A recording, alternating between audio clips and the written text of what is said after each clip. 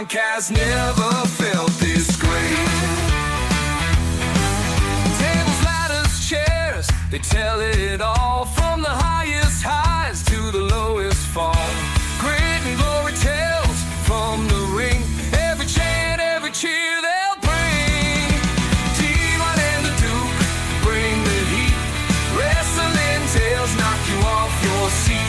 Tune in now, don't you be late. Wrestling podcast never felt this great. Brothers and sisters, welcome back to the most exciting hour that you're going to hear all week. I'm telling you this right now because the Hall of Famer himself, Mr. Devon Dudley, 5-time Hall of Famer, the Hall of Famer in the WWE and TNA, he is not afraid of any North Carolina puffed up, overstuffed tag team wrestler who thinks he's hot stuff because he can shoot his mouth off on the internet. And I'm telling you, on this week's episode of Devon and the Duke, we're going to get some things straightened out. Matt Hardy, turn the volume up. Tell the kids, hold on a second, quiet down. Uncle Devon has something to say. So without further ado, the Hall of Fame, I'm getting him in so much trouble. Oh, my God. I didn't even tell him I was going to do that. I'm getting him in trouble here. The Hall of Famer, Mr. Devon Dudley. What's up, brother? What's going on, man? Listen, I done worked you into a shoot now. Now what you going to do? I don't know. I'm still trying to think. Listen, this North Carolina, this guy, and let me preface this a little bit. Because Matt Hardy, he's been doing his media tour. Him and his brother Jeff, who you know them both very, very well. Mm-hmm. You have battled them all over the world. They're doing their media tours. They're out there like there's some kind of singing group. They're Jagged Edge 2.0 or something. Out there singing songs. You know that song, If I Ever Fall in Love Again and all that stuff. They harmonizing and stuff. I couldn't believe it. I could not believe these guys are doing this kind of nonsense. But this is what they've done now. All right, to generate some extra attention. And as soon as they get that extra attention, Matt Hardy starts shooting his mouth off, disrespecting Bubba, disrespecting Devon, disrespecting all of Dudleyville by saying the Hardy Boyz want another match with the Dudley Boyz. And since the WWE and TNA have announced that they're doing a partnership, Matt Hardy believes that this is the perfect time to bring it back one more time here. So I got to ask you directly, Devon, because everyone's been waiting to hear from you. You're the only one they haven't heard from yet about this. Is it at least possible that the Hardy Boyz deserve one more ass whooping from the legends, the greatest of all time, the Dudley Boyz? You know, the Hardys are going to do their thing. You know, the Dudleys are going to do our things. But, I can't. It's hard for me to believe that Matt was really shooting off at the mouth. Man, and if he did, that hurts. Because I thought me and Matt were close. So for him to start talking crap like that,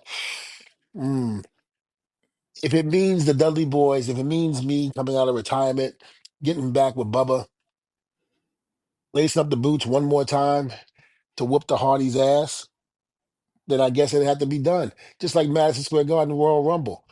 Why not? if there is an opportunity for it to happen, then I don't see why it shouldn't happen. So, whoever wants to make that happen can make it happen, and we'll see from there. See, this North Carolina guy with his bony backside, well, as you would say, his narrow behind, took himself online and had this to say. Well, good evening, Bubba. Thanks for listening. We would love to have another match or matches with you and Devon. I'm sure TNA and WWE would both be cool with it since they're officially partners now. Otherwise, I tread lightly since we're undisputedly the most popular tag team of all time, the most influential tag team of all time. By the time we hang them up, we may be the most decorated tag team of all time, too. Hell, I'll take 2 out of 3. Jeff and I are fine staying in our lane because it's leading to a destination that no tag team has ever reached. Have a great night. This North Carolina guy talking to you New York fellas like this. I don't know, Devon. I don't know. Look, in my opinion, the most decorated tag team of all time is the Dudley Boys. I don't see how Matt or Jeff can argue that. Every company we've ever been in, we won the titles and won them numerous times. We are 24-time World Tag Team Champion, and you can't take that away from us. So as far as I'm concerned, when they wrap it up, when they hang it up, they're still not going to be the most decorated tag team in the history of this business. I don't think I hear people going around saying that the Hardys are the greatest tag team in the business or ever that was ever in the business. But I do hear that about the Dudleys. You know, everything that we've accomplished has been something that the people recognize and respect. And I think maybe the Hardys need to learn how to respect that as well, especially the ass whippings that we have given them over the years. Now they want to come back and they want to talk crap. If Matt truly said that, then whatever has to be done has to be done. And if we got to go one more time, then we go one more time. That's what has to be done. That's what I feel has to be done and get rectified in order to be known as the greatest tag team in the history of this business. The problem is he's feeling himself.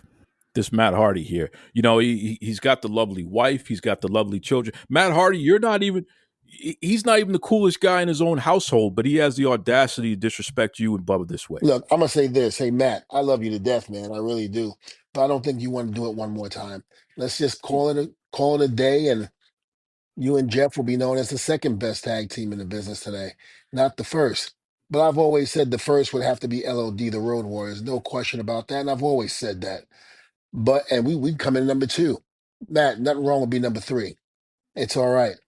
So you don't have to go out there and challenge the Dudleys and say, one more match will solidify everything. We've already done that. We've already beaten you and Jeff. So there's no reason to even remotely try to prove who's the better tag team. History tells the truth.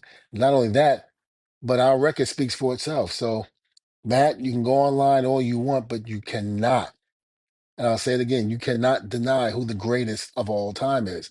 No one has ever, and I mean ever, done what we done in that ring and had the most championships that a tag team could have. Testify. My brother. We're gonna move on from this Matt Hardy nonsense here. Jeff, your brother's getting you in trouble, man. You better talk to him because all that punishment that the Dudleys have dished out to you over the years, you don't want that again. Stop it. But hey, Matt, I love you.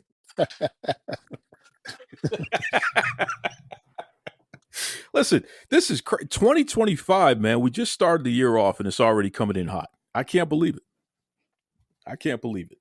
But speaking of coming in hot, we got a situation here where the WWE has just signed someone who previously was in AEW by the name of Penta.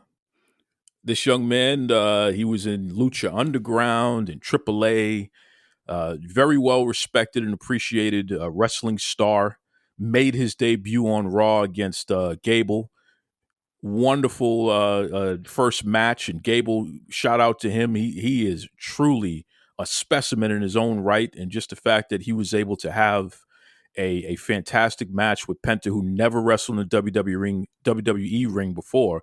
That was really special for both of those young men. But Penta, before his match even happened, Devon, WWE released his merchandise on the WWE shop website there. Not only shirts and things like that, but also masks. And Penta has shot up to become the number 1 merch seller, at least for the time being, in the WWE. I mean, the response has been tremendous. So I want to get your thoughts on this because when he was in AEW, They weren't able to do that with Penta. They weren't selling like hotcakes like that. Uh, so, from a business standpoint, Devon, what's your thoughts on that? Just the WWE having the foresight to know if we market this guy properly, we could start making money and start making that contract money back right out of the gate before the man even has his first match, before he even appears on WWE TV for the first time. We can already start making money off of this guy. What are your thoughts on that? Well, Penta, I don't know too much about him. I know enough to know that being in AEW was kind of like a place where he needed to start. Now he's left AEW, he's come to the WWE. Now this is it. This is heaven as far as I'm concerned. This is something that every inspiring pro wrestler, when they get in the business, that's the place they want to work. They want to go to WWE. I don't know. There's not one person out there that's in the business that can honestly and truly say in their hearts that they don't want to ever wrestle for the WWE. Now, here's this. He's been in AEW, didn't get quite the reception or response that he got when he entered WWE. But here's what we've always been saying. It's all in how you promote an individual.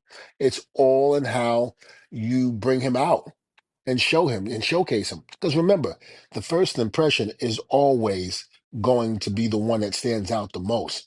And if I'm not mistaken, AEW has not done anything in terms of merchandise and things like that with him. But then again, I've heard their merchandise stuff is not as good as WWE. And listen, we all know, especially those who have been there and done it, that when you're on that gravy train with the WWE and you're able to get the merchandise, you got to figure video games, t-shirts, cups, you name it. They're out there putting your likeness on it and making money for you and the company.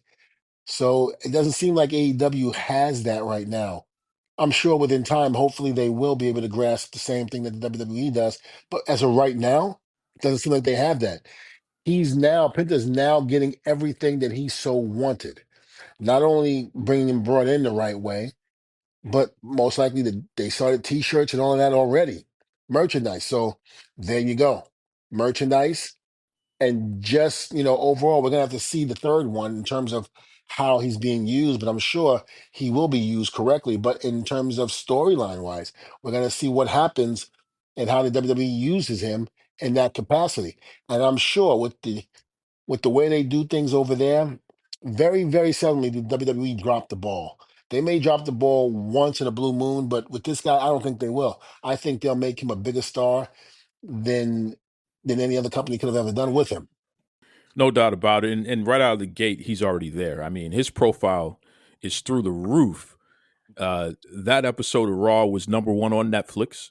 So just think about all the people that have seen that Hmm. episode. That's probably more people than have ever watched Penta ever in his entire career Right. combined.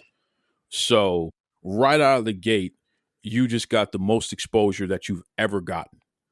And you're being presented as not only a star, but as a superstar. So, and you know what I like about it too, Devon? The event happened in San Jose, California, and Penta's family, his wife, his kids, they were all front row. They all got to see his debut. Raw, Netflix, sold out, the biggest stage, and he got to win his match, and it was a good match, and what have you. He got to cut a promo after the match. His merchandise was put out earlier in the day. Everyone in the arena, a lot of people wearing his merchandise already and what have you. I mean, you could not set somebody else up for success any better than the way that WWE set Penta up for success, and so far so great.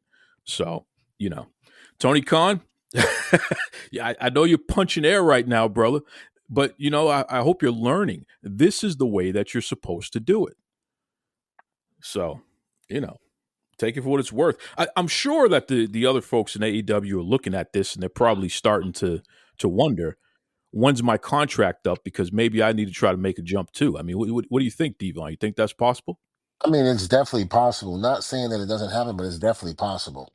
I mean, when someone leaves one company and goes to another and see what's going on over there for that person when he left and how good he's doing, of course, it's only human nature that he's going to want to go see what's on the other side as well. Hey, if that guy can do it, then so can I. And that's probably exactly what's happening with a lot of people as they see the success of guys like him that come over from AEW and go to WWE and see that success. Look, CM Punk comes back to AEW, big thing, big thing. Wow, amazing. And then all of a sudden the troubles within started happening, which started affecting how he was being used and things like that. And all the turmoil that was going on during that time, he could never ever get back started again. He comes to WWE and it's a home run. It's a complete home run. Because again, WWE knows how to take guys and use them and push them. That's the difference. Tony needs somebody that's going to be on that type of level that's going to be able to help him to get to that level. Tony doesn't realize how close he is. He does not realize how close he is. He got to do something quick or he's going to lose it. And that's what the consensus seems to be from everybody that I've talked to. And I'm really not that involved like I used to be.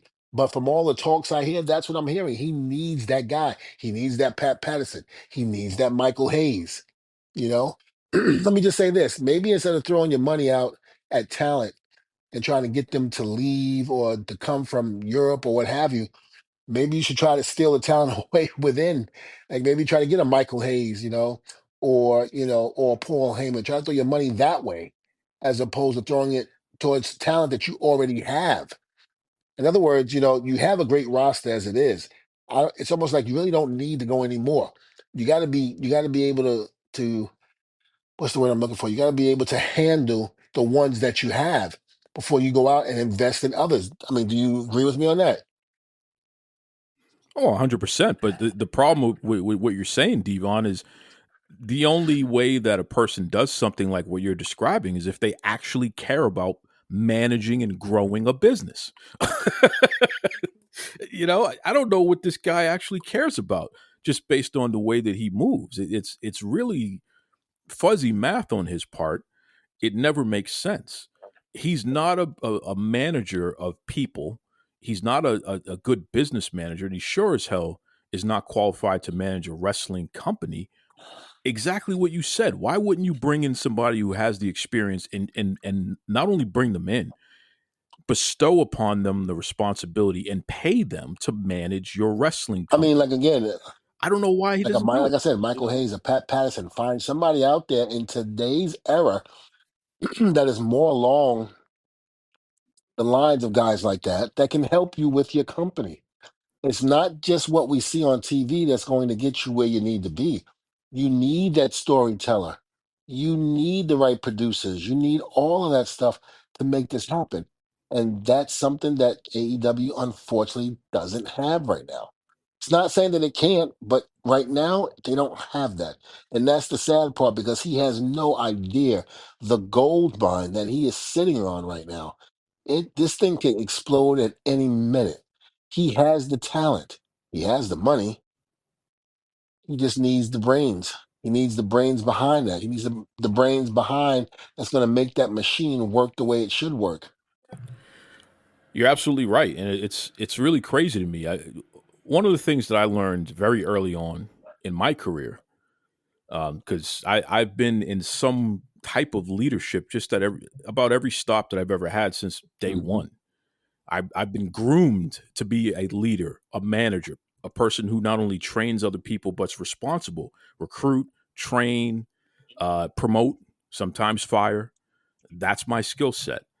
And one of the things I learned early from an old timer is like, listen, you can't do it all yourself.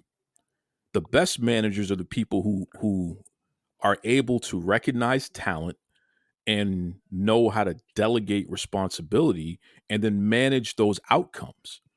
So if I'm not good at something, I can remember when I was a kid working in retail and I became a manager, I wasn't good at the back of the room stuff, Mhm. maintaining the inventory and doing all of the, the P&L reports and stuff like that. That wasn't my skill set. I could sell and I could teach you how to sell and I could break records selling. So it's like, you know what? I need somebody who's a good back of the house manager and let me be the front of the house manager. And that's exactly what I was able to do.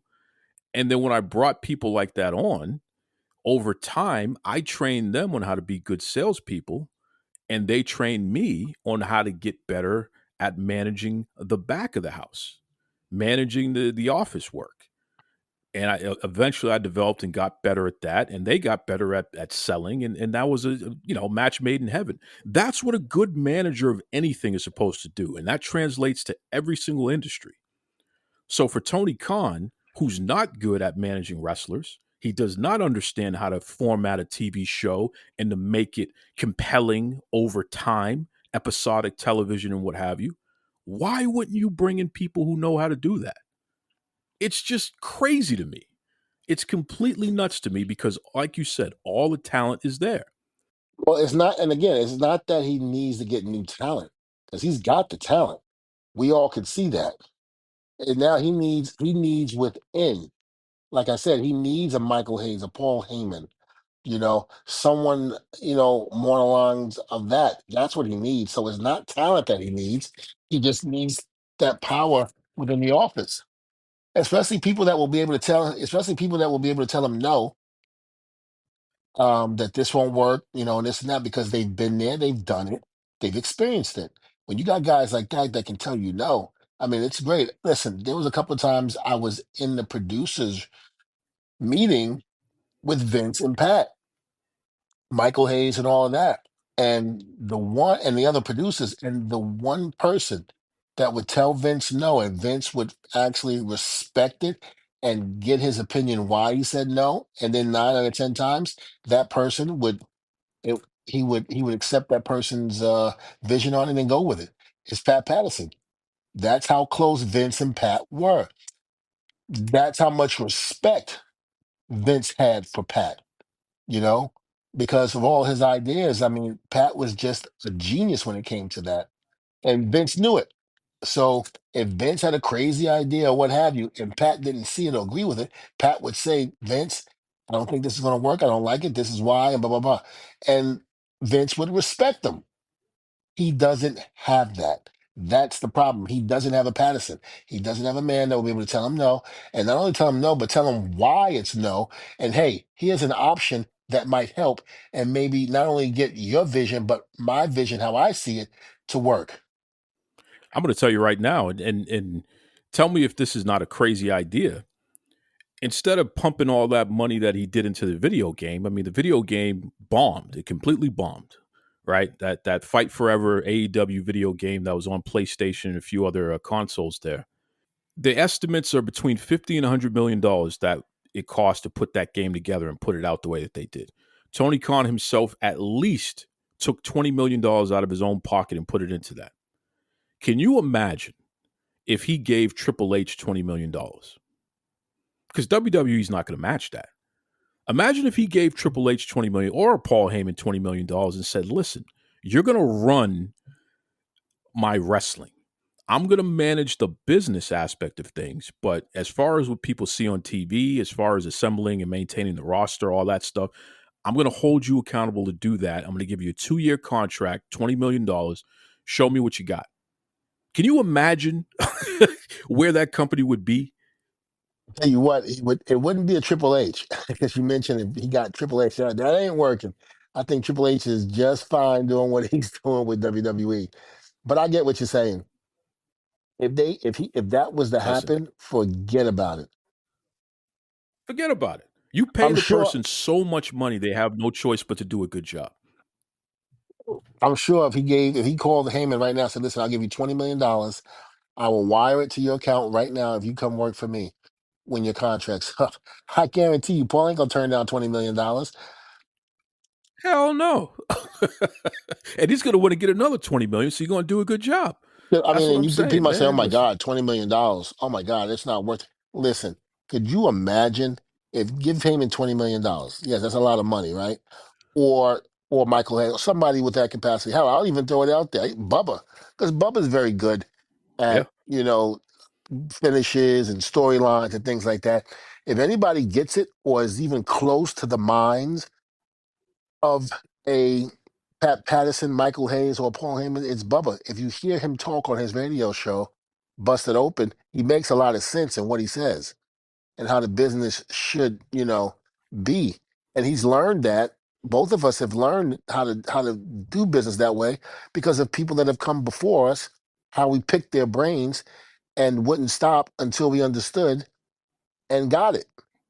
I mean, can you imagine if he did that? If he gave Heyman $20 million to come, not only people say, "Oh, well, you gave him $20 million. Now what? Where's your return?" I guarantee you'll see your return within a year or two when ratings are up, house live events are up, the gates are filled. I mean, you're going to see a lot of it because people are going to want to come see your product because of the storyline, because of what they're doing to help within the company. Not again, you cannot deny what Heyman had done for ECW. And, in my YouTube channel, I said that, the brain that Paul has for this business, it's incredible how he can have you in the palm of his hands just by the way he tells the story on what you're about to see on TV. And if you think that Paul Heyman doesn't have an influence on everything with the bloodline and what's going on now, you're crazy. But imagine now, look at this. You have Paul Heyman, you have Triple H, and you have Michael Hayes under one company. The power and thinking of those three minds right there. Combine all three of them together, get the storyline up. What kind of you're gonna get an Academy Award, which is what's been happening storyline wise now. If you don't think all three of those minds are together, especially when one gets in trouble, in other words, when one, gets stuck in a rut and trying to figure out something, hey, let's call Triple H. Hey, let's call Heyman. You know, th- Forget about it. I'm sorry, but it's a no win. It's a no win win there. You can't win. I mean, in other words, let me retract that. You can't lose. Sorry about that. Edit that out. You can't lose. Yep. Um, it's just one of those things that you got three great minds under the same umbrella. What do you think's going to happen? Dollar sign. Exactly what we see happening. You're on Netflix, making money hand over Hmm. fist.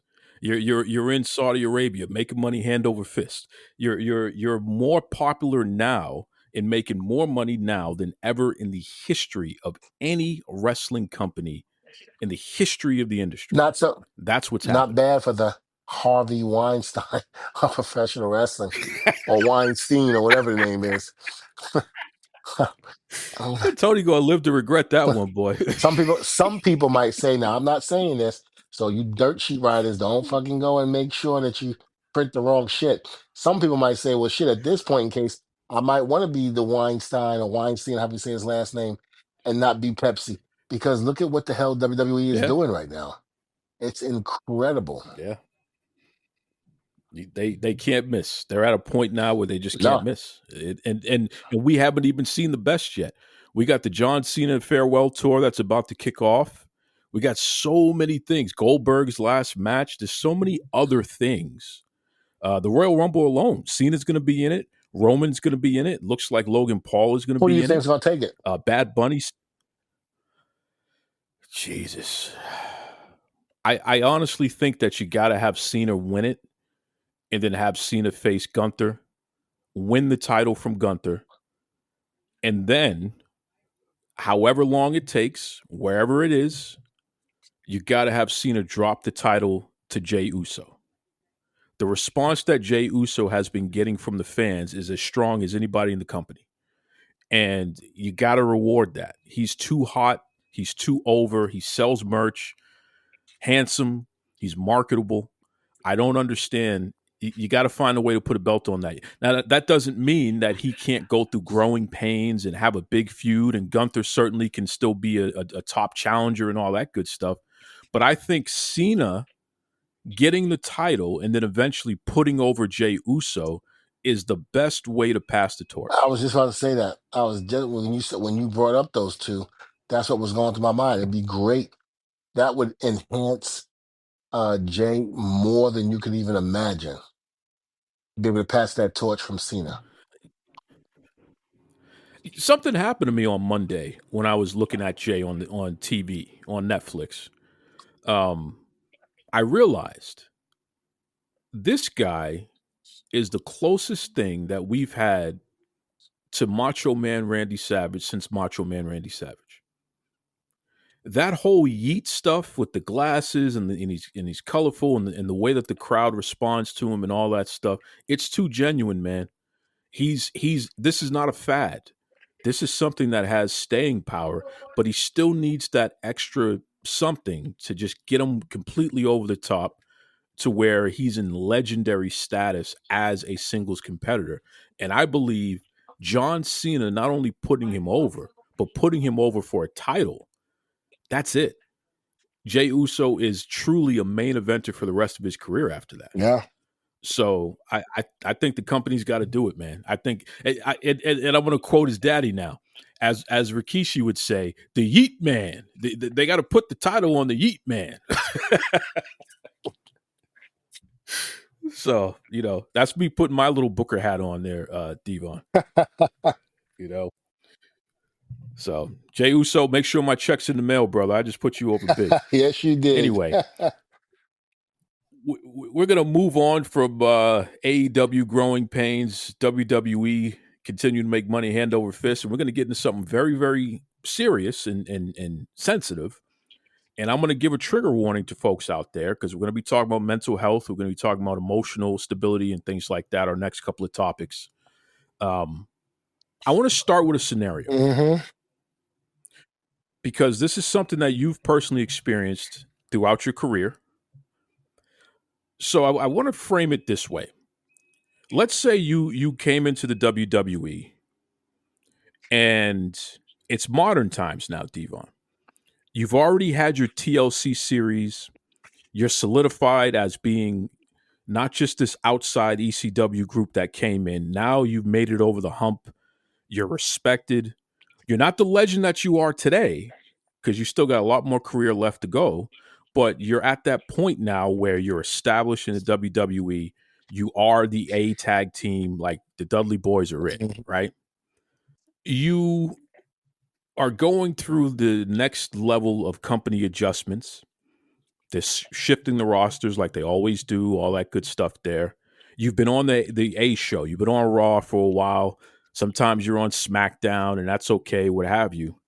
But suddenly, without any notice, you're shifted to whatever the third brand is. For a while, ECW was a third brand in WWE. So let's just say that. Let's say you're shifted down to the new ECW instead of being on Raw and on SmackDown. Right. Now, your money hasn't changed. Whatever you're getting paid, whatever your guarantee is, that stays the same. But it's just that you're not on the top shows anymore. You're going to be on this other show for the foreseeable future. Talk to us about the emotional and the mental aspect of how you handle. It's not necessarily a demotion, although it can feel that way. How do you handle being shifted from the top shows to something that is still up and coming? Are you asking me my opinion on it? I'm asking. I'm going deeper than that. I'm asking you, how did you personally handle it? Because it is something that you went through before. I mean, I guess the closest thing that I can think of is when you went from being part of the Dudley Boyz to being Reverend Devon for a period of Right. time.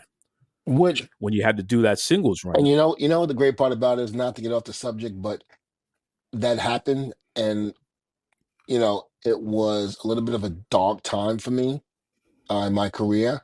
But yet, when I look back at all the matches, all the promos, the comments underneath, what people tell me when I see them at autograph signings and things like that, that gimmick was really good. It was WWE. We still remember it. Absolutely. We still In remember my it. opinion, at the time, it was WWE that dropped the ball with that one. And they don't drop the ball, they barely dropped the ball. And I said that earlier. But in this aspect, I think they dropped the ball with the Reverend Devon. It was getting over great. Promos were funny, and that's what it was supposed to be. The character wasn't supposed to be somebody that was taken seriously. It was supposed to be. It was a joke. It was like brother love. You know, the evil, reverend, goes out there and tries to gather the money from the masses of congregation. It was supposed to have been a joke and like a feel good moment, getting back at crooked preachers. That's what it should have been, and that's what it was. But they took it another way, and it is what it is. As far as the whole Corey Graves thing go, yes, there were times when me and Bubba, even let's not talk about the Reverend Devon thing. Let's just talk about us being the Dudley Boys, period.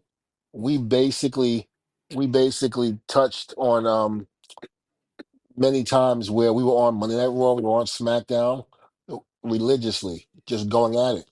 And then at one point in time, they put us on Sunday Night Heat. They put us on the second show, Velocity.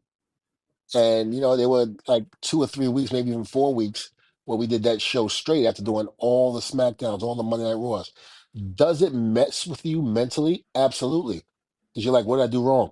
Why am I put on the lowest show? But what me and Bubba gathered from that, even with all the years that we had built up in our career by that point, it was a night off for us in a sense. We would still go out there and give 110%, but then we would go out there and just have fun because at TVs you're not known to be able to have fun because you're under time restraint. You can only do it within a certain amount of time and this and that because they're trying to get ready for Raw or SmackDown.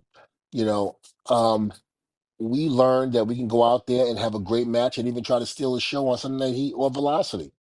Why not? Why not have a knockout, drag out great match? Which is what I'm trying to say, and I don't know because I've never done commentating. Would that be on the same level as what Corey is going through right now? Why not? If he's going to NXT now to do that, and it's going to be Booker, and who's the other guy that's there? That's Vic Joseph.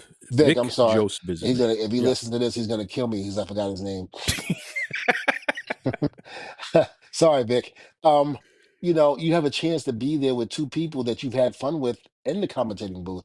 So just look at it as just going out there having fun. I don't think he should be worried about him being taken off the main roster in terms of commentating. Yeah. And I'm sure he's gone through that himself, being talent. There's really nothing wrong with it. I don't feel like it is. I feel like he can definitely grow even more than what he's already have, and hell, teach something that maybe Vic doesn't know, and even that damn Booker T, Especially that Booker T. especially that Booker T. Who's having too much fun. Who's having too much fun at NXT, by the way. Yeah, He's he having a is. ball, this guy. Yeah. Nah, Let me just say Book's my this. boy. I love him to death. Go ahead. I love it in Book. He's been on the show a couple times. I love Book. Grew up. I actually have witnessed his entire career. I pretty much have witnessed your entire career too, Mm-hmm. Devon, which is a very interesting thing to be able to say. Where your first televised match I've seen, and I've seen your last televised match up to this point. Yeah. So I'm very proud of that to be able to say that. That's how long I've been watching you, brother, since the beginning. Well, So same thing for Book. 1996 was the debut. April Yeah, 13th, 1996, Lost Battalion Hall, Queens. I've seen it since then and all the way to the end. So it's interesting and again, you've been through so much. You've been through this type of situation many times over, Mm-hmm. and it's all about perspective. Here's what I'll say, and for a historical perspective, for anyone who listens to this in the future who may not necessarily know what we're talking about, why we got here, uh, Mm-hmm. WWE commentator Corey Graves, he was upset and started posting on X, Twitter, that the reason why he's not on SmackDown or Raw is because the company doesn't feel he's famous enough to be on either one of those shows. So that's it. That's why. Stop asking him because that's the reason, which is just, wow, what a way to say it. Look, he's And then probably he one of the threatened. greatest. He's probably one of the greatest, Yeah, young commentators out there right now. Not to mention, he knows his shit. He knows what he's doing. he knows what he's doing. He's the new Jesse the Body Ventura, as far as I'm concerned. I would say that, He yes. reminds me of Jesse. Yeah, Yes. yeah. He's not Bobby Heenan, but he's Jesse.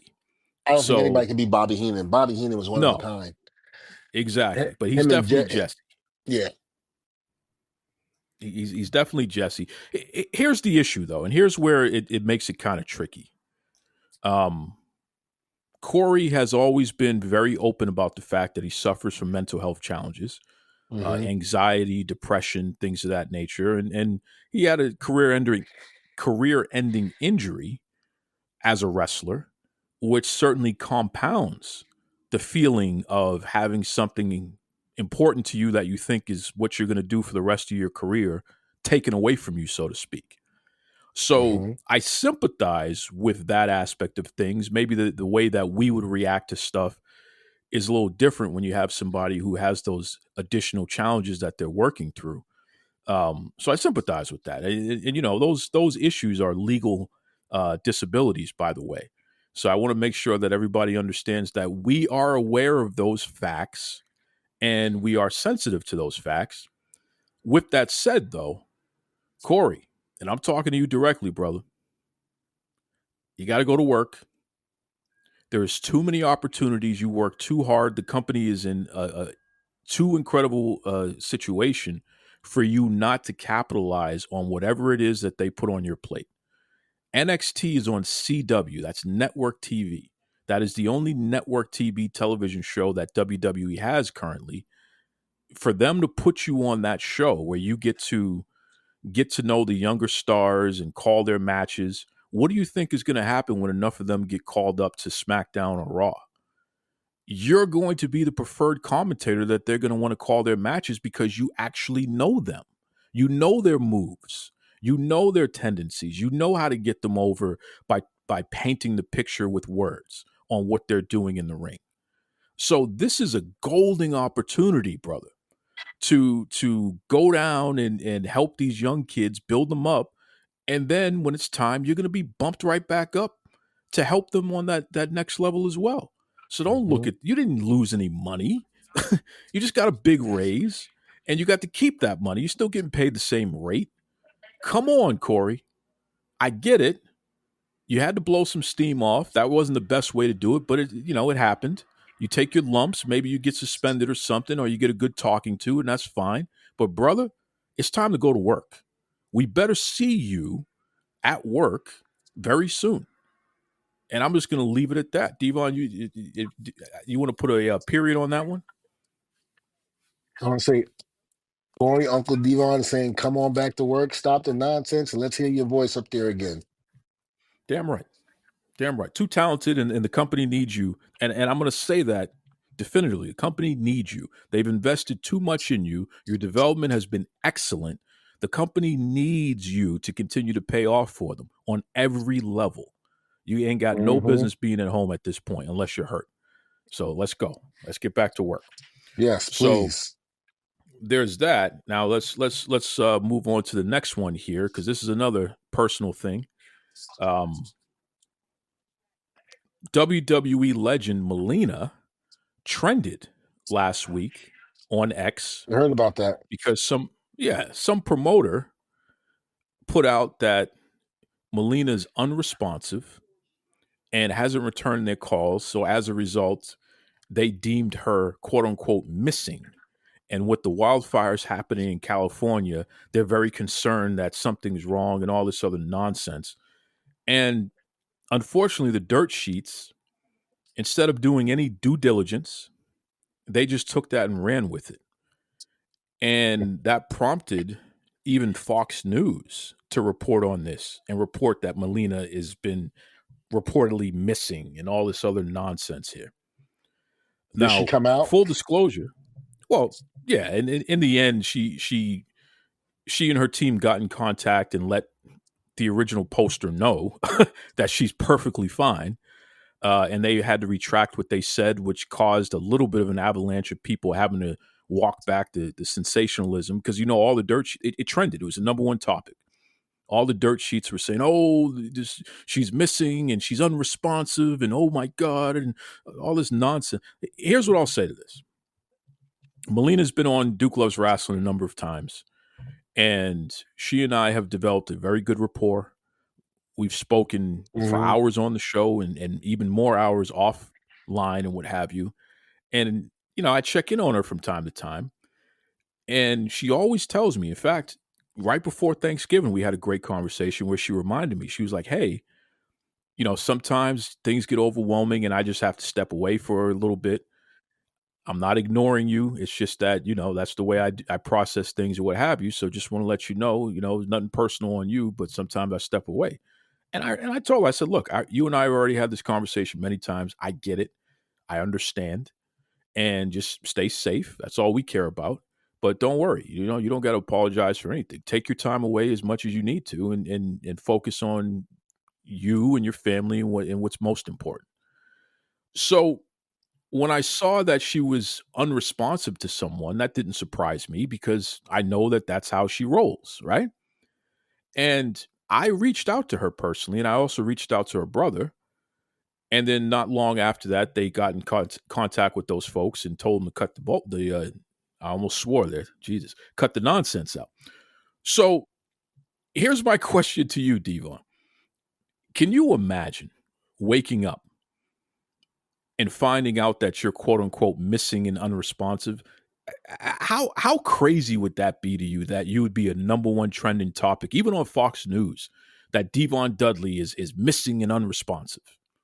Well, one of the things I will say about that is, hold on. One of the things I will say about that is, um, it's happened numerous times, not just with wrestlers or what have you. We've had incidents where somebody said somebody was dead and they weren't in the wrestling world, and this and that, more about. There was even right after Vince bought the company, WCW. I think it was the next week, there was a report. As soon as I got to the building, there was a report that Whitney Houston and Luther Vandross both passed away. And I remember I was like, what the hell is this world coming to? I was like, this is crazy. And then, of course, we found out later on that that wasn't the case and that somebody had put that out there. They were looking to get a story. They were looking to get people to respond to a story, which wasn't true. And that's what you get a lot of times with these dirt sheet writers. You get that. Things that aren't true. So when you read this stuff, don't take it like, well, this is what the internet said. This is what they said. No, because probably 65 to 75% of that is false. Unless you hear it from the person's mouth themselves or you see whatever is going on yourself, that's when you take it that is the truth. Hold on. Do you remember when that rumor went around before those two passed away that they were dead? Absolutely. Okay, Absolutely. I, and so I you sure did do. remember that. Okay, yeah, because I know it took me like because I'm like, damn, Whitney Houston and Luther Vandross both dead, two icons in the music industry, especially in the black community. That would have been that was a like freaking mind boggling. Then we had just lost Michael. No, we didn't. We didn't lose Michael yet. Well, and keep in mind that was early in the internet, so that's why it Right. was able to spread the way that it did. Exactly. That stupid rumor that was not true. Absolutely, I remember that like it was yesterday. It was crazy. You know, and I've said it before. My first media job, I was 13 years old, and we were trained by some of the top media professionals at the time in the nation, and honored with awards and stuff like that. So one of the things that was hammered into me early is that if you ain't getting it directly from the source, you got to be careful with how you're talking about stuff. Hmm. And that's why even with podcasting, I'm not chasing rumors. I'm not chasing trying to break news. I would rather have either somebody who has direct knowledge of what's going on to come on and talk about it, or literally give the actual subject, the person who's being spoken of, to come on and talk, or at least give me a statement. Um, Hmm. so it mortifies me to see how these folks just run afoul. They've done it to you a million times, Devon, where they just say things that are just not true. And because some goofball made it up, everybody takes it and runs with it. And now it's they're getting their clicks off of that. It's disgusting. And it pisses me off.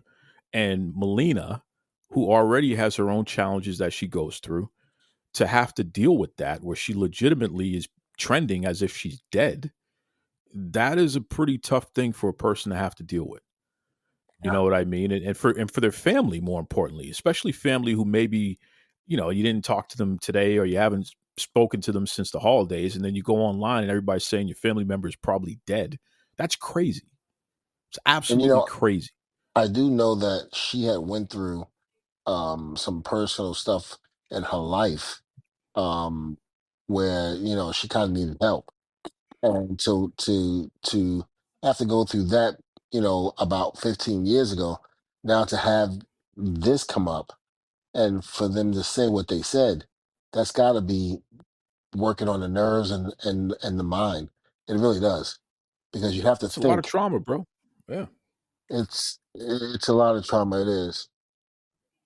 Yeah. She revealed on my show that the first about 10 years of her life she was nonverbal. This is a person who has been dealing with challenges since day one. So she already didn't really talk much for the first 10 years of her life.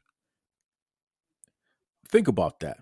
So then all the other things that she's had to go through and what have you. And it's hard to even imagine that considering how flamboyant she was, especially as a wrestler, but she's playing a role, so it was easy for her to do that.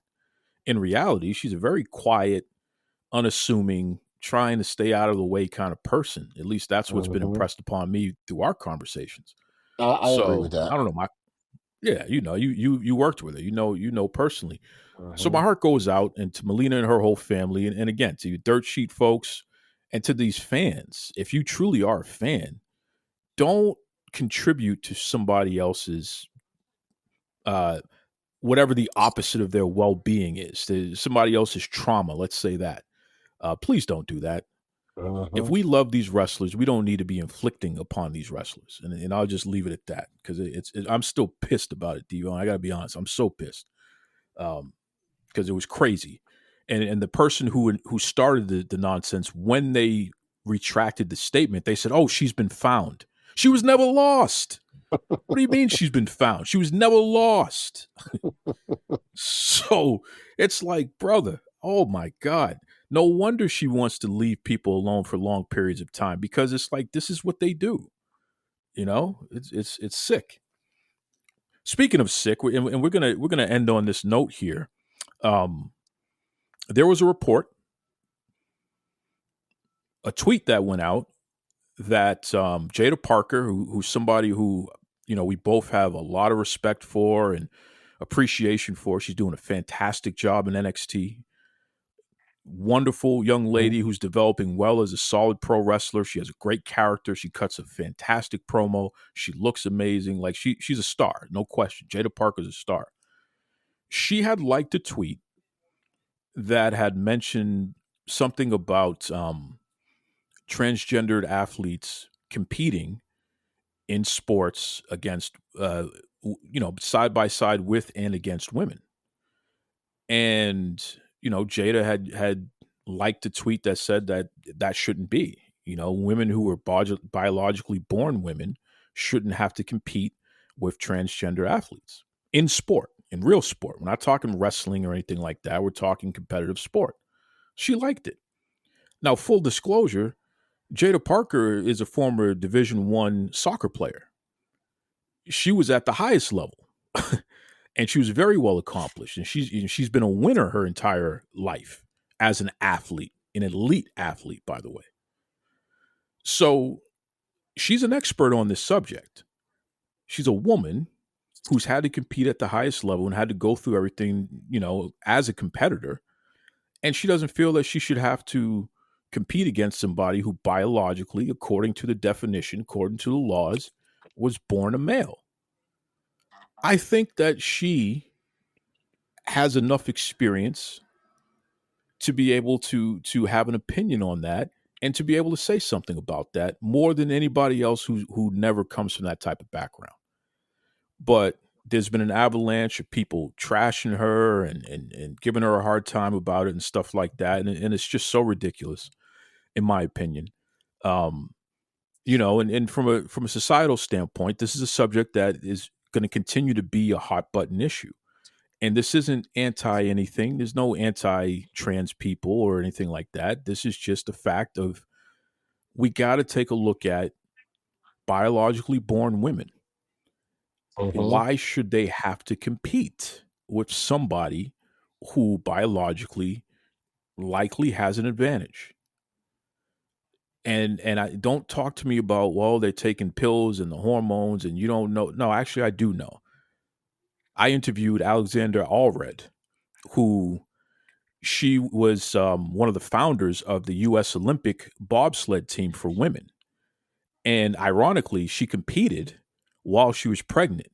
She found out while she was competing that she was pregnant, and she is the foundation of studying how do you treat an athlete in competitive sport when they're pregnant, when they're early on in their pregnancies, and when do they have to stop and what should they eat and stuff like that. Alexander Allred is the foundation of that. She is person number zero, I would say, where they had to learn from her, and that's how they built the whole system on how to treat athletes like that.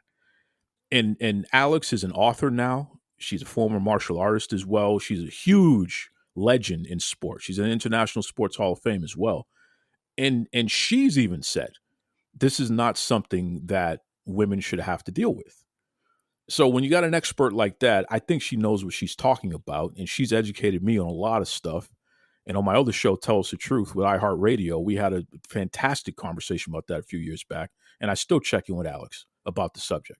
So I say all that, folks, just to say this. Everything doesn't have to be a fight.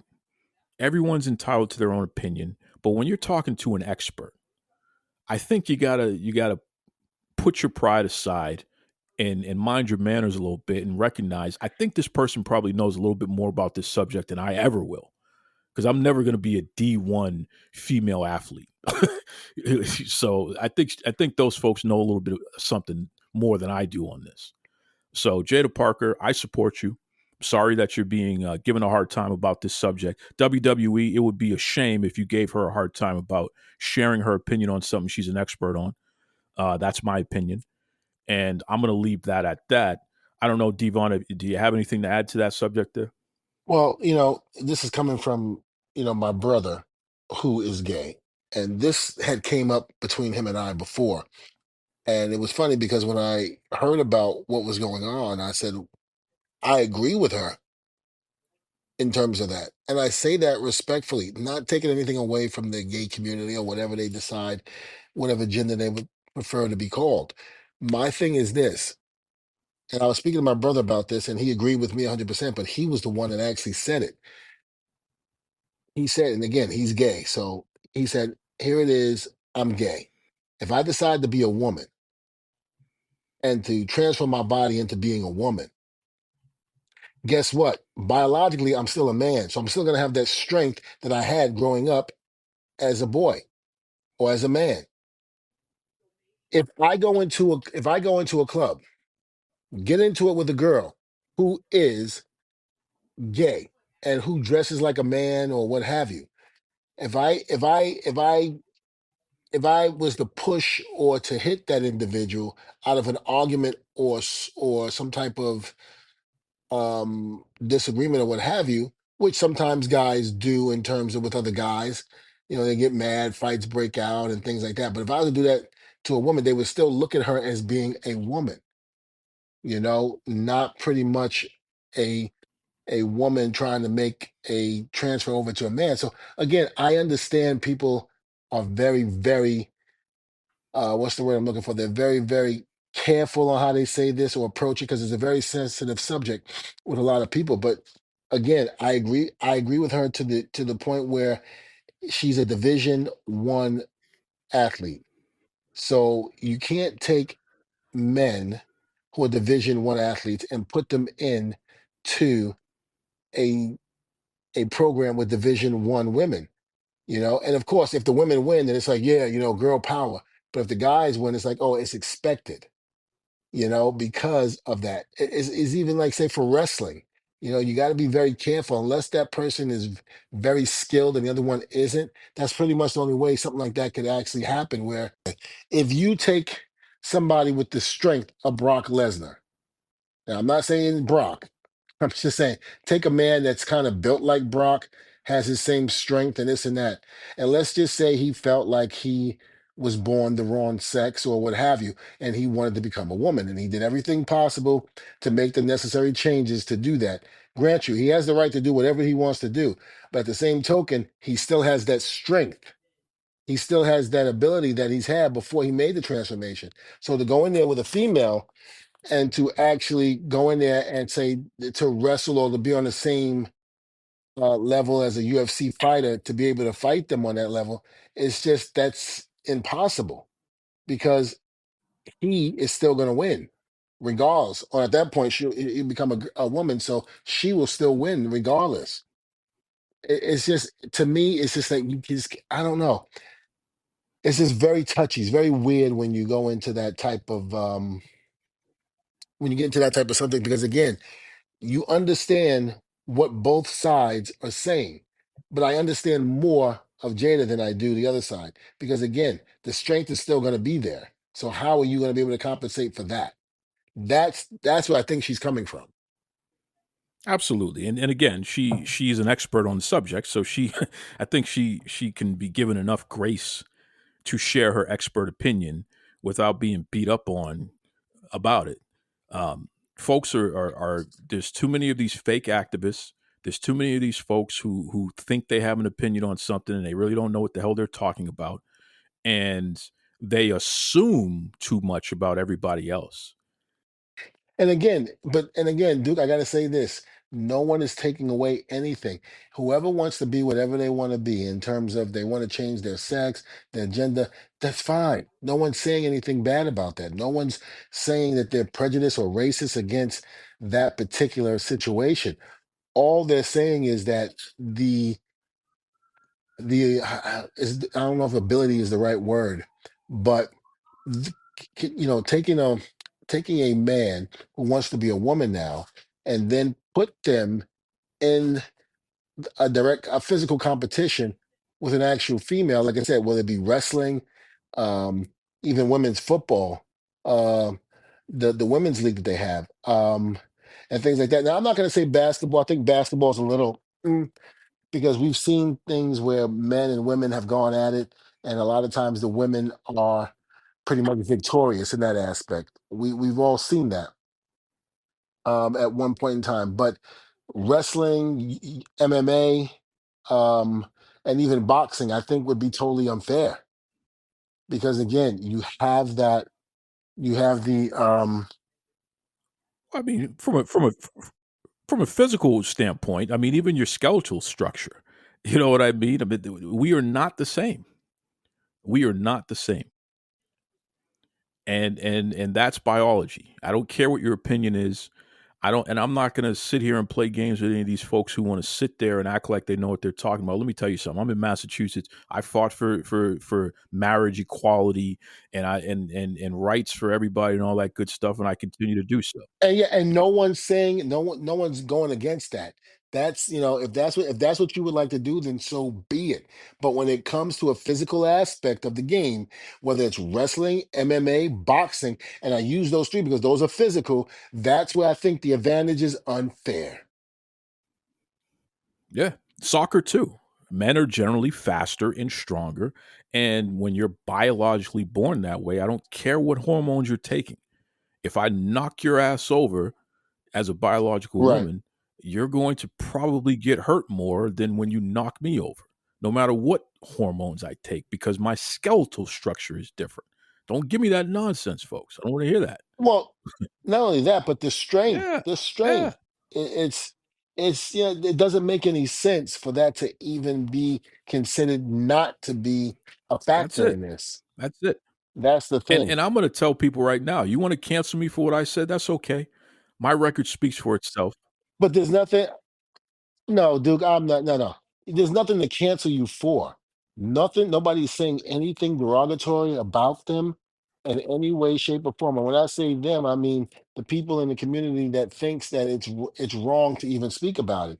It's a fact and it has to be Damn right. brought up. No one should be canceled because they have an opinion on how they feel about a certain That's right. situation. So, in my opinion, for those that want to make a big deal out of what you and I are saying, then go to hell. That's it. That's it. We're going to deal with it. And here's the worst part. We got a guy coming back in office with Trump who he already made it clear that from a legal standpoint, there's only going to be two genders. And I'm telling those folks out there right now who are giving Jaida a hard time, what are you going to do when, from a legal standpoint, that's all it is? Mm-hmm. So it's like y'all got to really sit down and think about what you're choosing to give people a hard time about, and where are you getting your allies from? Because you're going to drive people away who, generally speaking, are actually on your side and willing to advocate for you, but you're going to nitpick over something like this, and you're going to drive people away. And you don't want to hear that, but I'm going to tell you, that whole earthy, crunchy, your feelings are more important than the facts and all that stuff, that's gone. The reality of the situation is, people have to start getting serious about how we're going to move forward as a society and what makes sense. And when an expert talks about something, you don't disrespect them as somebody who's never been and never will be. And I'll leave it at that. Big man, you got a lot to plug. Let's start with that wonderful, fantastic YouTube channel of yours there. Plug away, man. What's the best way folks can check you out on YouTube? Well, they can definitely check me out on YouTube, Devon Dudley on YouTube. We're close to 60,000 subscribers. So thank you, the fans and friends, for making that number happen within a short amount of time. It's been a great ride. I'm enjoying everything. The new video is up for this month, so check it out if you haven't seen it already. And we have one coming out every Thursday. And we've got some good guests, I should say great guests, coming up within the next 3 or 4 weeks. One you're not going to want to miss. So please check out the YouTube channel and be a part of it. Also, you can reach me on Instagram, Testify Devon, as well as Testify Devon on Twitter. I have a private Facebook, so it's for family and friends only. So I do not allow anybody from the outside to go on that site again, unless you're family or close friends. So I do. So in other words, I don't really have a Facebook for the fans. But again, reach me on those platforms, and we can definitely talk. Also, I have the wrestling school in Winter Park, Florida, 2720 Forsyth Road, right there in Winter Park, Florida. It's literally 2 minutes away from Full Sail University, but yet 3 to 4 minutes away from the Performance Center. So come check us out if you're ready to take your your career to the next level. And also, we have a detailing business out in Fort Lauderdale, which I'm always advertising on Instagram. So, if you want your car detailed, if you live in the Miami area and as far up as Daytona, give us a call and we'll come to you. It's a mobile detailing business, and we're out there ready to clean your car and make sure it works for you. I love it. I love it. Of course, folks, Duke Loves Wrestling on Gmail, on Facebook, DukeLovesWrestling@gmail.com. Let me know what you think. Listen, before we go, a great friend of the show, Nick Bate, his dad, Sam. Sam had a major health scare. I don't know if you knew this before, Devon. Major health No, I scare over didn't. the holidays. He was in the hospital for a little while. They almost lost him. But, Sam, he kicked out. He's on the mend, so he's back home with the family, and he's slowly recuperating, what have you. Can we give some kind of well wishes to our brother Sam from River City Wrestling Con? Yeah, Sam, listen, it's Devon here. I just want to say, please get well and know that you have family and friends in your corner, protecting and guiding you. And know that God has you and he's going to bring you back stronger than ever. So get well, my brother, and testify. That's right, Sam. We love you, brother. Hang in there. Can't wait to see you at the 2025 River City Wrestling Con. You're always good for a great joke and what have you, so I can't wait to hear some of those, man. So get yourself ready for that, because it's going to be a great time. That's right. All right, Devon, let's Yes, get our word of the week to take us out. sure. Don't consider yourself to be wise. This will come from a biblical aspect. Don't consider yourself to be wise. Trust in the Lord with all your heart and do not rely on your own understanding. Think about him in all your ways, and he will guide you on the right path. Woo. Testify. Testify indeed. Strictly for the culture every day. Step in style in your unique way. Patterns and colors so divine.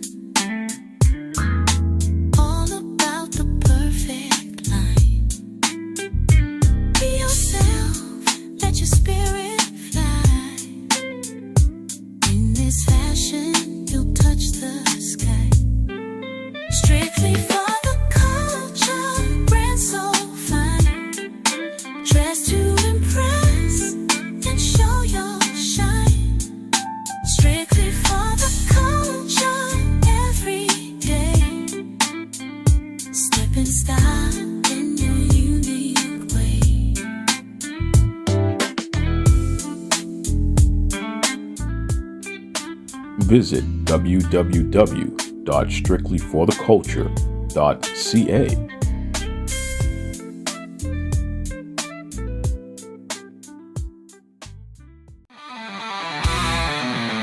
Backstage whispers and the crowds roar, from matching giants to legends of yore. Devon's wisdom and Duke's keen view, every episode feels like it's brand new. Devon and the Duke bring the heat, wrestling tales knock you off your seat. Tune in now, don't you be late. Wrestling podcast never